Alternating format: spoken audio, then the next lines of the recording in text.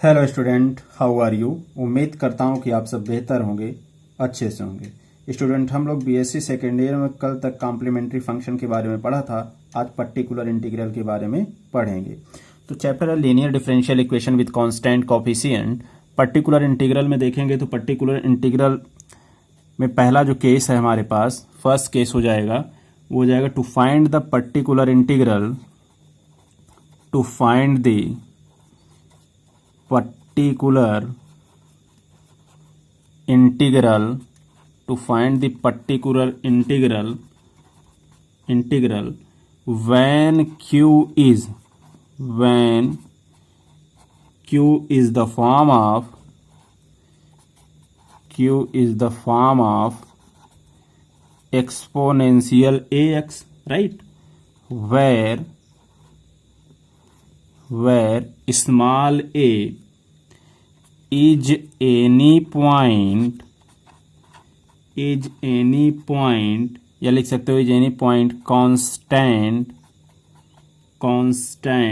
And F of A doesn't equal to 0। अब इतनी बात को हम मैथमेटिकली अगर लिखें तो लिख सकते हैं particular integral equal to 1 function of derivative D into के साथ क्यू, और इसके लिए जो हो जाएगा क्यू के स्थान पर exponential to the power A X equal to, अब देखो ध्यान से, जहां पे डी है वहां पे क्या रखेंगे, एफ ऑफ ए इनटू के साथ exponential A X, whereas condition क्या है, F of A doesn't equal to 0।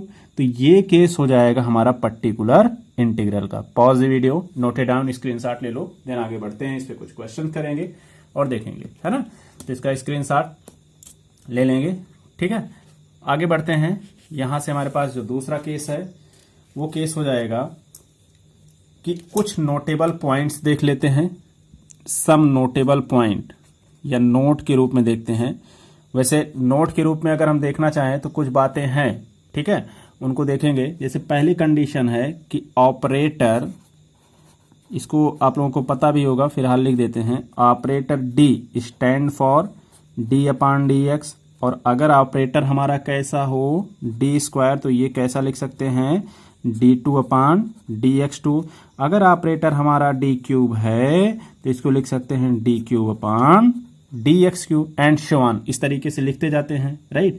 और अगर सेकेंड केस में द ऑपरेटर, अगर आपका ऑपरेटर कैसा है, मान लीजिए डी इनवर्ट है, तो इसका मतलब क्या हो जाएगा, 1 अपॉन डी, और इसका मतलब होता है कि ये इंटीग्रेशन का केस कह रहा है। किसका केस कह रहा है, इंटीग्रेशन का केस कह रहा है ना। और तीसरी बात हम जानते हैं क्या, कि जनरल सॉल्यूशन, इसको पहले चैप्टर में पढ़ा चुके हैं। तो जनरल सॉल्यूशन क्या होता है, दो केस होता है, एक तो कॉम्प्लीमेंट्री फंक्शन होना चाहिए, क्या होना चाहिए, कॉम्प्लीमेंट्री फंक्शन होना चाहिए, ठीक है, कॉम्प्लीमेंट्री फंक्शन होना चाहिए। और दूसरा जो होना चाहिए वो क्या होना चाहिए, पर्टिकुलर इंटीग्रल होना चाहिए, तो एक तो पर्टिकुलर इंटीग्रल और दूसरा कॉम्प्लीमेंट्री फंक्शन, तो ये मिलेगा तो ये बनेगा जनरल सॉल्यूशन बनेगा। एक बात और बहुत इंपॉर्टेंट जो कि है, particular integral neighbour contain any arbitrary constant, है ना। तो ये कुछ नोटेबल बातें हैं, इनको नोट कर लेंगे और नोट बनाएंगे। अब देखो, कॉम्प्लीमेंट्री फंक्शन हम लोगों ने कल की वीडियो में देख लिया था, ठीक है। तो आज हम पर्टिकुलर इंटीग्रल को समझेंगे और पर्टिकुलर इंटीग्रल पे बेस्ड कुछ क्वेश्चन को करेंगे। देखो, जब भी पर्टिकुलर इंटीग्रल निकालो तो जनरल सॉल्यूशन की जरूरत पड़ेगी, और जनरल सॉल्यूशन में दोनों बातें, कॉम्प्लीमेंट्री भी निकालना पड़ेगा, पर्टिकुलर इंटीग्रल भी निकालना पड़ेगा, ठीक ना। तो आइए समझते हैं कुछ क्वेश्चन के आधार पर। इसका स्क्रीनशॉट ले लो, फिर आगे बढ़ते हैं।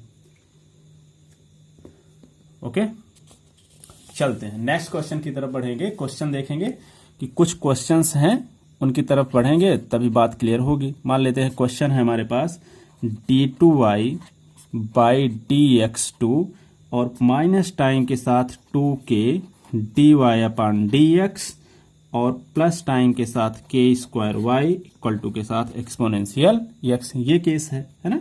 तो इसमें अगर हम लिखना चाहें तो ऑपरेटर के हिसाब से इसको लिख सकते हैं डी स्क्वायर माइनस 2kd और प्लस टाइम के साथ k स्क्वायर टाइम के साथ y इक्वल टू के साथ एक्सपोनेंशियल x, ये केस हो जाएगा। बोलो, और अब इसके लिए हमको क्या चाहिए, दो केस चाहिए, एक तो कॉम्प्लीमेंट्री फंक्शन चाहिए और दूसरा पर्टिकुलर इंटीग्रल चाहिए। तो कॉम्प्लीमेंट्री फंक्शन हम पहले लेक्चर में पढ़ चुके हैं, अब इसमें देखते हैं। तो इसको लिख सकते हैं ऑक्सिलरी इक्वेशन, क्या बनेगा ये, एम स्क्वायर माइनस 2km और प्लस टाइम के साथ ये केस हो जाएगा के स्क्वायर इक्वल टू के साथ 0। तो क्या हम इसको ऐसे नहीं लिख सकते, यम माइनस के का होल स्क्वायर इक्वल टू 0, अर्थात जो यम का वैल्यू आएगा वो के आएगा और के आएगा। अब बोलो रूट्स इसके कैसे हैं, डिस्टिंक्ट हैं या सिमिलर हैं, सिमिलर रूट्स हैं। तो हमने फार्मूला बताया था complementary function equal to if roots are similar तो c1 c2x और आ जाएगा एक्सपोनेंशियल mx, अर्थात क्या आ जाएगा के x। ये तो आ गया कॉम्प्लीमेंट्री फंक्शन आ गया। अब हमको चाहिए पर्टिकुलर इंटीग्रल, है ना। तो यहीं पे देखते हैं पर्टिकुलर इंटीग्रल के लिए जो हमने फार्मूला बताया 1/fd इंटू के साथ एक्सपोनेंशियल ax का केस था। तो इसमें लिखेंगे, देखेंगे 1/fd अर्थात d की वैल्यू कितना है, D square minus 2kd plus के स्क्वायर, ये वैल्यू है हमारे पास, इंटू एक्सपोनेंशियल x। अब देखो इसका कॉफिशिएंट 1 है तो d के स्थान पर 1 रखेंगे तो आ जाएगा एक्सपोनेंशियल x अपान के साथ 1 square minus 2k plus time के साथ k स्क्वायर, है ना। तो इसका जो वैल्यू आएगा एक्सपोनेंशियल x अपान के साथ ये 1 माइनस k का होल स्क्वायर, ये तो आ गया पर्टिकुलर इंटीग्रल। अब जनरल सोल्यूशन चाहिए, तो जनरल सोल्यूशन क्या होता है, y equal to complementary function plus particular integral, दोनों को ऐड कर दो। कॉम्प्लीमेंट्री फंक्शन क्या है, ये है, लिखेंगे c1 प्लस c2x और exponential kx plus particular integral क्या आया भाई, ये आया एक्सपोनेंशियल x अपान 1 माइनस k का होल स्क्वायर, यही हो जाएगा फाइनल आंसर आ जाएगा, ठीक ना। तो pause the video, note it down, इसका स्क्रीनशॉट ले लो, देन अगले क्वेश्चन पे बढ़ते हैं हम लोग, है ना।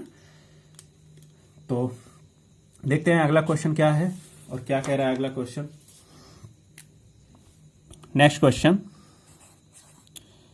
देखो, सिंपल प्रश्न है, d2y/dx2 है ना plus 2dy/dx plus y equal to 2 exponential 2x, ये क्वेश्चन है। अब देखो इसको हम कन्वर्ट कर लेते हैं D square plus 2d plus 1 में और y को कांस्टेंट बाहर ले लेते हैं, है क्या 2 एक्सपोनेंशियल 2x।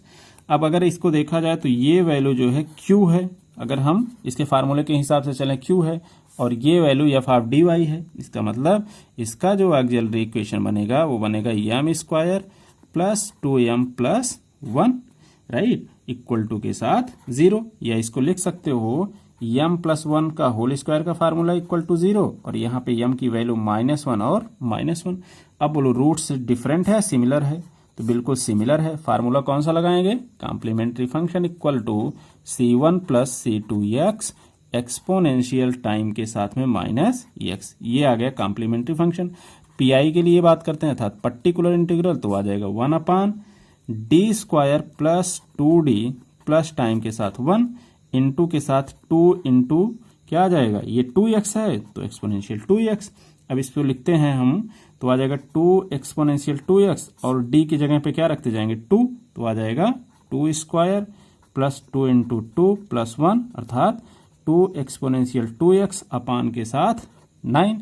तो ये आ जाएगा पर्टिकुलर इंटीग्रल, तो y इक्वल टू क्या आ जाएगा, ये complementary function plus particular integral. तो कॉम्प्लीमेंट्री फंक्शन क्या है, ये वैल्यू है, तो लिखेंगे c1 plus c2x exponential minus x plus particular integral क्या है 2/9 और एक्सपोनेंशियल 2x, है ना। तो यही फाइनल क्या हो जाएगा, आंसर हो जाएगा। Pause the video, note it down, इसका स्क्रीनशॉट ले लो, है ना। तो इस तरीके से हम देख रहे हैं कि हमारे पास जो भी क्वेश्चंस हैं वो क्वेश्चंस बहुत आराम से हम इजली वे में कर सकते हैं, ठीक है। अगले क्वेश्चन की तरफ बढ़ते हैं भाई। नेक्स्ट क्वेश्चन क्या कह रहा है, इसको समझेंगे। नेक्स्ट क्वेश्चन में देख लेते हैं, नेक्स्ट क्वेश्चन क्या कह रहा है, d2y/dx2 d2y/dx2। आज फर्स्ट पर्टिकुलर इंटीग्रल पे हम बात कर रहे हैं, plus dy by D X, कल कॉम्प्लीमेंट्री वाले फंक्शन पे बात किया था, plus Y equal to exponential X. अब कुछ बात समझ में आ गई होगी, तो एक्सिलरी इक्वेशन डायरेक्टली लिखते हैं, तो इसको लिख सकते हैं एम स्क्वायर प्लस टाइम के साथ एम प्लस 1 इक्वल टू 0। अब इसका कोई फैक्टर बनेगा नहीं, है ना, तो इसको आप सिंपल वे में जैसे क्लास 9-10 में सॉल्व करते थे, श्रीधराचार्य फार्मूले का इस्तेमाल करेंगे। तो M equal to minus 1 plus minus under root, ये क्या हो जाएगा, बी स्क्वायर माइनस 4ac, अर्थात 1 माइनस 4 इंटू 1 अपान के साथ 2a, अर्थात इसको 2 लिखेंगे। तो इसके दो रूट्स बनेंगे भाई, एम इक्वल टू इसको लिख सकते हैं माइनस 1 अपान 2 प्लस माइनस दो रूट्स है √3/2 आयोटा। अब ये केस याद करो, alpha plus minus iota beta जब इमेजिनरी का था तो उसके लिए फार्मूला हमने बताया था, क्या फार्मूला हो जाएगा, complementary function equal to exponential M X, तो ये अल्फा एक्स, तो ये क्या हो जाएगा -1/2x, है ना। और ब्रैकेट में क्या फार्मूला था, फार्मूला एक बार रिमाइंड कर लो पिछली वीडियो से, C1 कास बन जाएगा और ये बनेगा x 1/2, है ना, और यहाँ पे रूट बीटा अर्थात ये हो जाएगा √3 और प्लस टाइम के साथ में C2 साइन की वैल्यू थी और ये आ जाता था x 1/2 और ये फिर से ये इमेजिनरी नंबर का फैक्टर √3। तो फार्मूला एक बार रिमाइंड कर लोगे तो ये पूरा समझ में आ जाएगा, ये फार्मूला ही कॉम्प्लीमेंट्री फंक्शन का, व्हेन रूट्स आर क्या हो जाए कॉम्प्लेक्स, तो इसके लिए फार्मूला है ना, तो कॉम्प्लीमेंट्री फंक्शन हो गया। अब पर्टिकुलर इंटीग्रल पे बात करते हैं भाई, तो पर्टिकुलर इंटीग्रल क्या हो जाएगा, ये केस बनेगा 1/d² प्लस d प्लस 1 और इनटू के साथ ही एक्सपोनेंशियल x, तो इसका मतलब एक्सपोनेंशियल x और इसका कॉफिशिएंट 1 + 1 + 1 दैट इज डायरेक्टली लिख दें तो 3 आ जाएगा। अब बोलो जो जनरल सोल्यूशन आएगा वो क्या आ जाएगा, कॉम्प्लीमेंट्री फंक्शन पर प्लस पर्टिकुलर इंटीग्रल।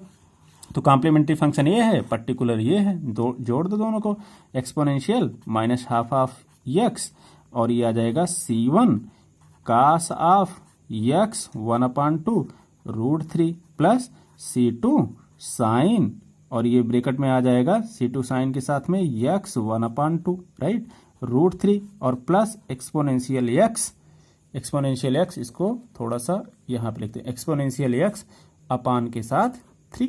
तो देखो ये इतनी वैल्यू तो क्या है, कॉम्प्लीमेंट्री फंक्शन हो गया और ये वैल्यू पर्टिकुलर, दोनों को जोड़ दिए जनरल सोल्यूशन, यही क्या हो जाएगा, ये आंसर हो जाएगा, यही क्या हो जाएगा आपका आंसर हो जाएगा, ठीक ना। तो pause the video, note it down, इसका स्क्रीनशॉट ले लो, देन आगे बढ़ते हैं, है ना। तो इस तरीके से देख रहे हैं क्वेश्चन और ये पहले वाले पर्टिकुलर इंटीग्रल वाले केस पर है जो कि बहुत इजीली वे में हम इसको सॉल्व करते चल रहे हैं। यहां से नेक्स्ट एक क्वेश्चन और देख लेते हैं ताकि आप लोगों का कॉन्सेप्ट क्लियर हो जाए। वैसे इस क्वेश्चन में कुछ है नहीं, अगला क्वेश्चन d3y/dx3 प्लस 6d2y/dx2, ठीक है, plus 11dy/dx plus 6y equal to के साथ एक्सपोनेंशियल 2x।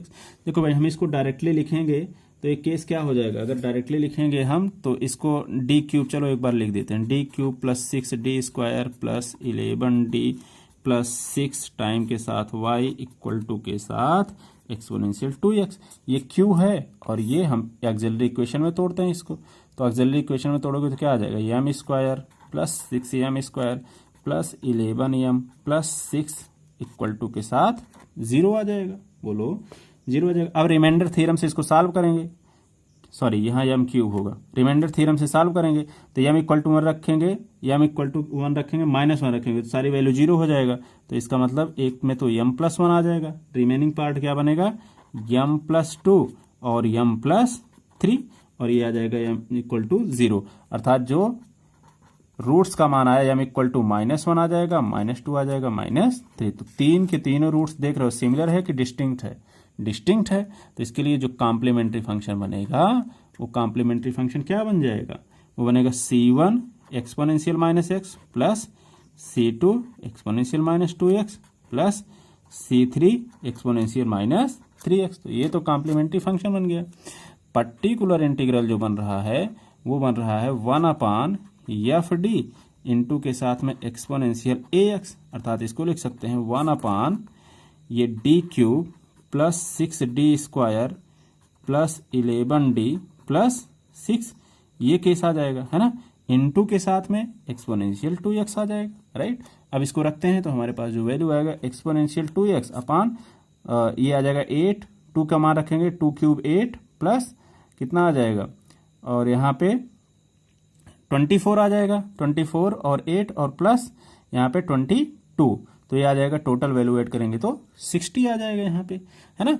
अब यहाँ पे जो जनरल सोल्यूशन बनेगा वो कॉम्प्लीमेंट्री फंक्शन प्लस ये complementary function plus particular integral को जोड़ के बनेगा, तो लिखेंगे c1 exponential minus X plus c2 exponential minus 2x plus c3 exponential minus 3x और plus particular integral exponential 2x upon के साथ 60। ये आपका क्या हो जाएगा, फाइनल आंसर हो जाएगा, है ना।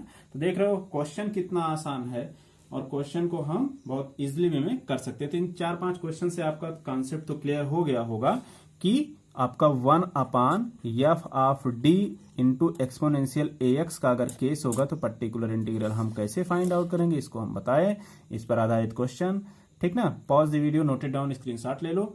नेक्स्ट वीडियो में हम नेक्स्ट पर्टिकुलर इंटीग्रल के केस को लेके आएंगे, फिर उसमें complementary function plus particular integral को डिस्कस करेंगे और फाइंड आउट करेंगे कि क्वेश्चन को कैसे सॉल्व किया जाएगा। वीडियो देखने के लिए आप सब स्टूडेंट का बहुत बहुत धन्यवाद। Take care, bye bye.